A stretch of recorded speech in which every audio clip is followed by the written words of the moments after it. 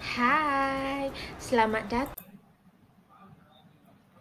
Okey, kita akan masuk ke bab 8 iaitu pilihan raya. Jom kita tengok. Okey, apakah tajuk-tajuk yang kita akan belajar dalam bab 8 iaitu ada 4 subtopik. Okey, subtopik yang pertama iaitu 8.1 kita akan belajar perkembangan pilihan raya di Persekutuan Tanah Melayu. 8.2 proses pilihan raya umum yang pertama yang akan dijalankan. 8.3 iaitu penubuhan Majlis Perundangan Persekutuan dan yang terakhir 8.4 peranan Kabinet pertama Persekutuan Tanah Melayu. Okey, hari ini kita akan belajar iaitu 8.1 perkembangan pilihan raya di Persekutuan Tanah Melayu. Okey, kenapa dia sebut Persekutuan Tanah Melayu? Sebab yang bab 8 ni kita akan belajar pilihan raya yang berlaku di Semenanjung. Semenanjung Malaysia. Okey, first kali kita tengok apa maksud pilihan raya. Yang ni yang kamu kena faham dulu maksud pilihan raya. Barulah kita boleh go through kepada semua subtopik bab 8. Okey, first kali kita tengok. Maksud yang pertama, pilihan raya ini adalah merupakan asas berkerajaan sendiri. Ingat perkataan asas. Tu keyword yang kamu kena ingat iaitu bila nak ada kerajaan, bila kita nak tubuhkan kerajaan, kita kena ada pilihan raya.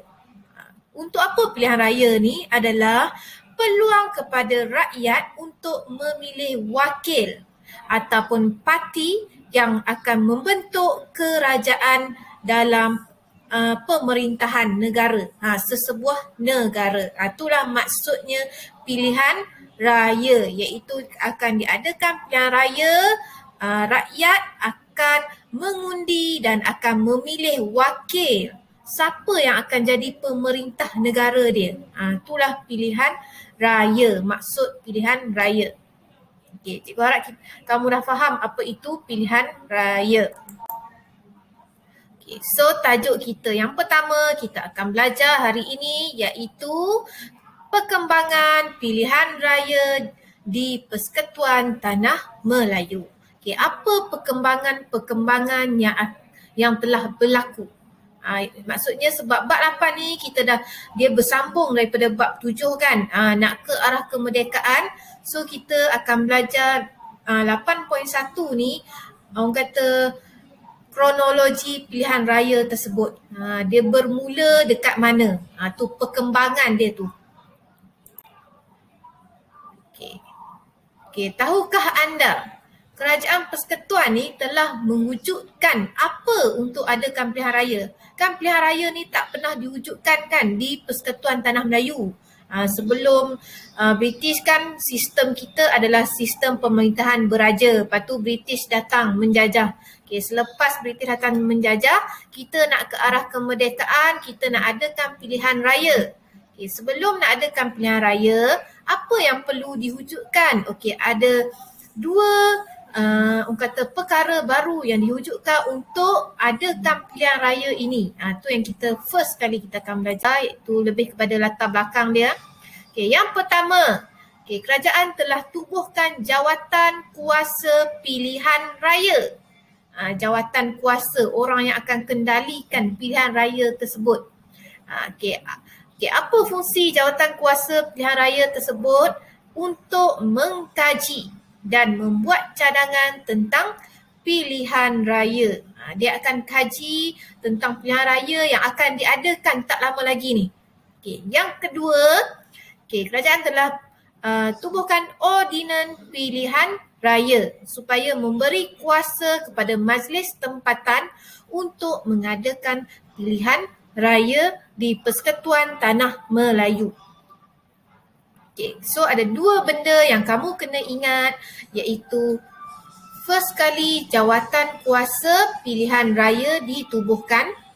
Yang kedua, adanya ordinan pilihan raya Maksudnya dia lebih macam, kiranya macam undang-undang, ordinan untuk orang kata majlis tempatan ni boleh adakan pilihan raya. Maksudnya adakan pilihan raya tu perkara yang tak salah. Sebab tu dia adanya ordinan. Okay, faham? Tu orang kata lebih kepada macam latar belakang yang kamu kena tahulah. Okay, sebelum wujudnya pilihan raya, ada dua benda yang ditubuhkan. Inilah dua perkara tersebut yang cikgu dah explain tadi. Okey, kita tengok. Terdapat 3 pilihan raya yang berlaku di Persekutuan Tanah Melayu pada peringkat awal. Maksudnya, pada peringkat awal, maksudnya pilihan raya yang mula antara yang terawal telah dijalankan. Kita akan pergi kepada satu-satu. Pilihan raya yang pertama diadakan iaitu pilihan raya Majlis Pembandaran Georgetown, Pulau Pinang. Yang kedua, pilihan raya Majlis Pembandaran di Kuala Lumpur. Yang ketiga, pilihan raya peringkat negeri dan pilihan raya Majlis Pembandaran peringkat bandar. Ada 4 Ada 4. Nanti cikgu edit yang tu. Yang pertama, kita tengok pilihan raya yang pertama yang telah dilaksanakan. Yang first time ni pilihan raya orang kata dijalankan di persekutuan ni, iaitu pada tahun 1951.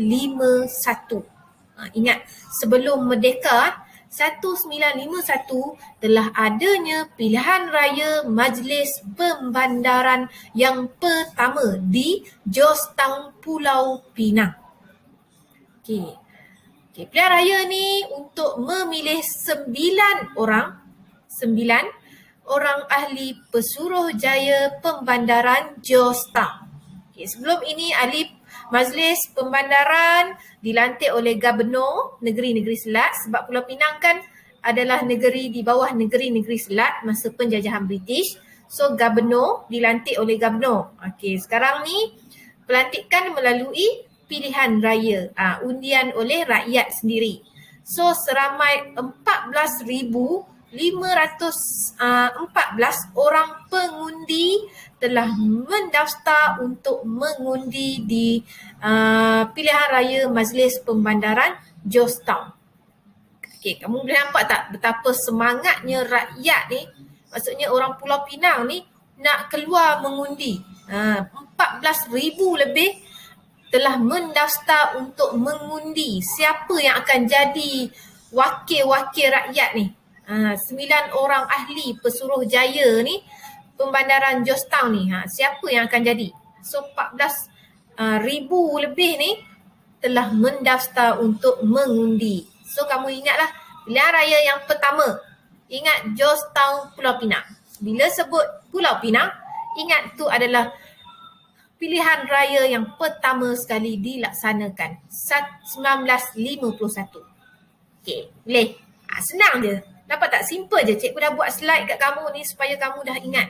Kamu dah, setiap point ni, kamu akan dapat satu markah. Georgetown, Pulau Pinang. 9 orang ahli Pesuruhjaya akan dilantik. 14,514 orang mendaftar sebagai pengundi. Itu yang pertama. Kita tengok perkembangan seterusnya yang kedua. Perkembangan yang kedua iaitu pada Februari 1951. Nampak tak? Tahun selepas. Georgetown tadi 1951. Yang kedua 1952. Iaitu pilihan raya Majlis Pembandaran Kuala Lumpur, KL. Pilihan raya Pembandaran Kuala Lumpur ni untuk merebut 12 kerusi Majlis Pembandaran Kuala Lumpur untuk kawasan Sentoh, Bangsa, Imbi dan Petaling Jaya. UMNO Kuala Lumpur dan MCA Selangor telah bergabung. UMNO dengan MCA bergabung time tu, dikenali sebagai Parti Perikatan dan telah menang besarlah time tu. Bila UMNO, MCA telah bergabung, namakan Parti Perikatan, diorang ni menang besar dalam pilihan raya. Okay, itu pilihan raya yang kedua iaitu di Kuala Lumpur. Bandar, kawasan bandar, kawasan Sentoh, Bangsa, Imbi, Petaling Jaya. Kamu kena ingat nama bandar tu. Pernah keluar exam, so kamu kena ingatlah nama-nama bandar tempat adakan kawasan pilihan raya tersebut. Seterusnya kita akan pergi ke pilihan raya yang ketiga iaitu 1954, pilihan raya peringkat negeri. Okay, peringkat negeri ni UMNO dengan MCA telah bergabung parti perikatan tersebut. Okay, telah menang besar iaitu 226 daripada 268 kerusi. So menunjukkan penerimaan masyarakat terhadap kerjasama politik negara pada masa itu. Masa parti perikatan telah menang tu, dia menunjukkan kata okey, rakyat penduduk ni di Kesatuan Tanah Melayu ni orang kata telah membuktikan wujudnya kerjasama antara kaum tu. Daripada kita dah belajar bab 7 yang kamu ingat tu, macam mana orang kata pemerintah kita, tokoh-tokoh dulu ni nak menjalankan macam-macam langkah untuk memastikan wujudnya perpaduan kaum, telah terbukti apabila parti perikatan ni dia menang besar dalam pilihan raya. Nampak tak? Tu bukti-bukti dia. Okey. Dan seterusnya iaitu pilihan raya Majlis Pembandaran. Diadakan di peringkat bandar. Contohnya dekat Johor Bahru, Ipoh, Alor, Melaka, Seremban. Kerjasama UMNO MCA ni telah mendapat kemenangan kerusi dipertandingkan parti perikatan lah. Okay. Gabungan tersebut telah membawa kepada kemenangan yang besar. Okay, so cikgu harap kamu faham untuk 8.1 ni iaitu perkembangan. Sebelum nak ada pilihan raya umum yang kita akan belajar nanti ni, ni perkembangan pilihan raya. Ada 4 iaitu kita belajar dari pertama tadi iaitu pilihan raya yang pertama di Georgetown, Pulau Pinang. Yang kedua Kuala Lumpur, lepas tu peringkat negeri dan last kali peringkat bandar. So kesimpulan dia, pilihan raya peringkat awal ni dah berjaya menyedarkan rakyat tentang amalan demokrasi. Demokrasi lah yang memberi pengalaman kepada rakyat untuk mengendalikan pilihan raya sebagai pengundi, sebagai jawatan kuasa. Dia orang kata membawa kepada pengalaman yang baru dan juga kepada persediaan ke arah untuk berkerajaan sendiri iaitu nak merdeka lah. Kan kamu boleh tengok tahun-tahun pilihan raya perkembangan ni kan sebelum merdeka. Tu membawa kepada persediaan nak ke arah kita nak merdeka ni. Bila kita nak merdeka, mesti kena ada pemerintah, betul tak? So, wujudnya pilihan raya sebab Persekutuan Tanah Melayu ni dia nak membawa kepada pemerintahan demokrasi. Demokrasi berparlimen. Okay, so cikgu harap kamu faham untuk 8.1. Okay, nanti kita akan sambung 8.2. Okay, jangan lupa like dan subscribe YouTube cikgu. Okay, bye.